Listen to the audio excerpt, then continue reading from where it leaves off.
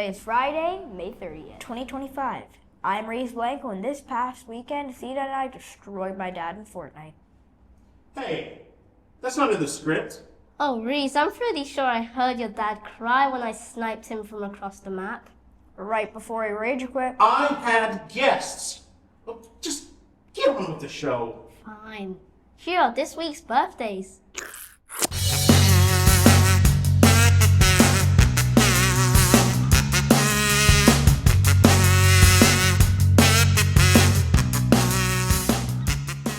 Happy birthday, everyone. Reese, so how is it being back in civilization? It's great, Theta. It's almost as if I was never lost in the wild at all. Yeah, no lasting effects at all. Let's go to you with the weather. It's raining. It's gonna keep raining. What do you want me to do now? It's raining, it's raining, it's raining. Thanks, you. Let's check in with Leon for sports. Last week, the U11 boys had a football tournament, and Mr. J might have to buy a new trophy case. KIS brought back 2 trophies from the tournament. For the boys, Team B won Division 2. Our second trophy comes from the girls, where Team A won a trophy, meaning we won a double in one day. This week, the U11 boys basketball teams A and B came in 3rd place in their final tournament of the year. Great job, everyone, and what a great finish to a successful year. Thanks, Leon. Let's go to the announcements for this week. KIS celebrated Art Week last week.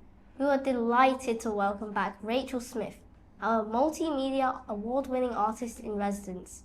Rachel collaborated with our primary art department to lead an inspiring and hands-on workshop designed especially for reception, primary, and springboard students. Let's have a look.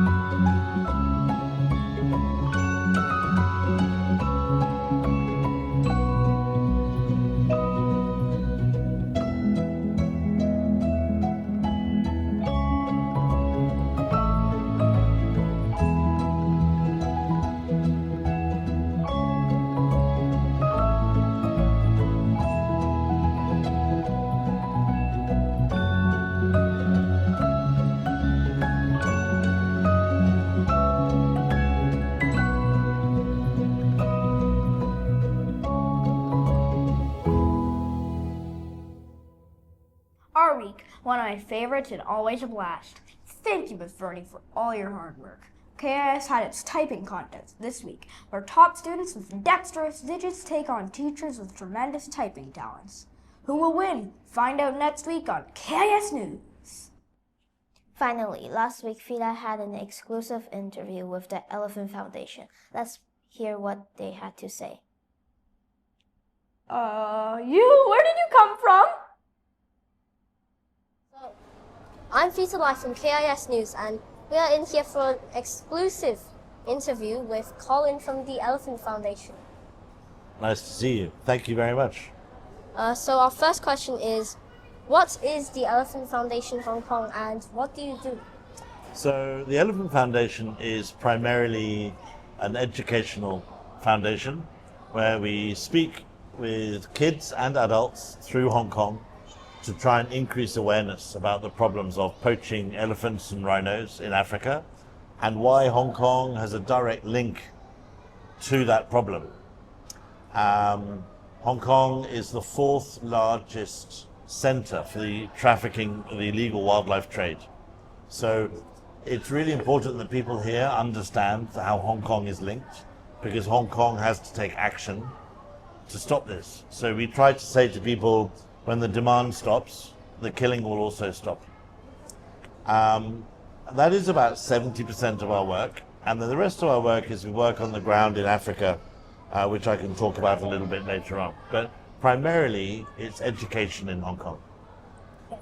Raising awareness, asking people to stop buying animal products. So most people we speak to think an elephant tusk just falls out of an elephant and grows back. They don't understand that an elephant has to die to get its tusk. And when they understand that, they don't want anything to do with buying it. Okay, so why did you decide to help elephants and other wildlife?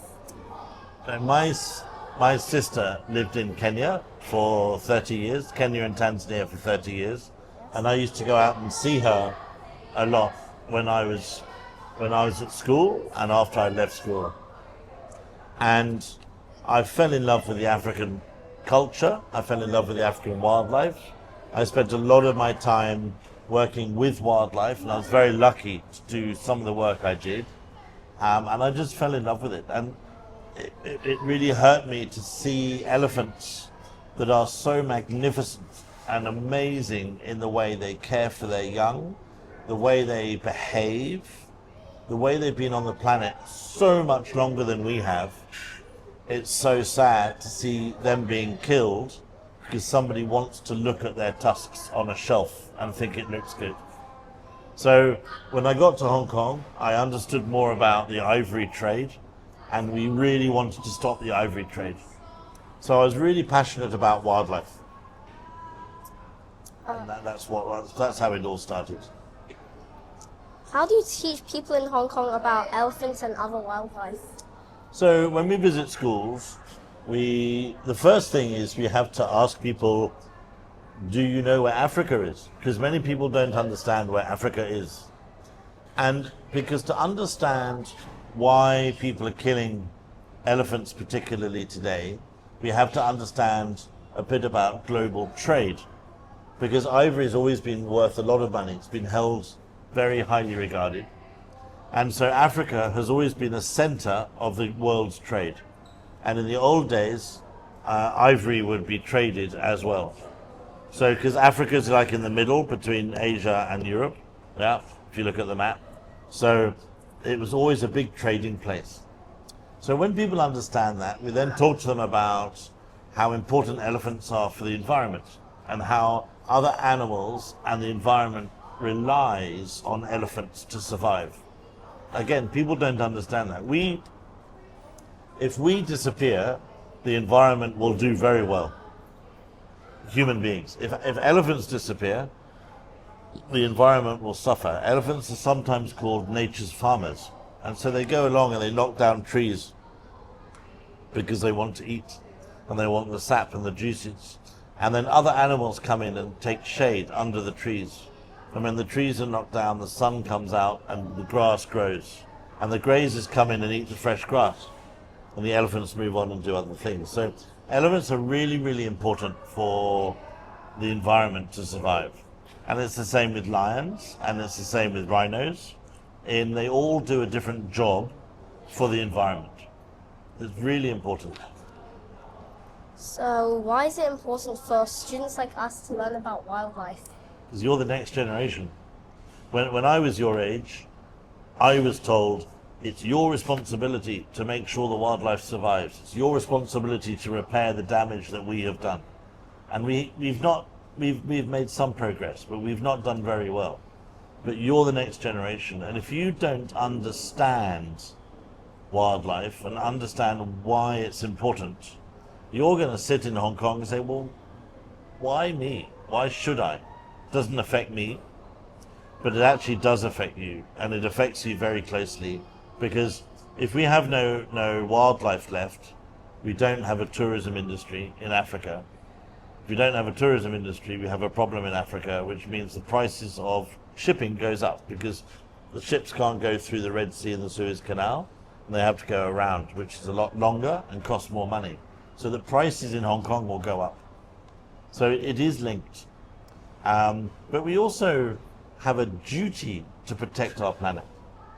I mean, it's so arrogant of humans to have been given this position of authority in the planet to then ruin it by killing the wildlife. Why? What gives us the right to do that when these animals have been around a lot longer than we have, and they manage the planet, thank you very much, very well without us. So we have a duty of care to also look after the planet. So you are the next generation, and learning about this, understanding this, hopefully means you have more interest in caring for it and take more action. Now it's time for the joke of the week, brought to you by 5L.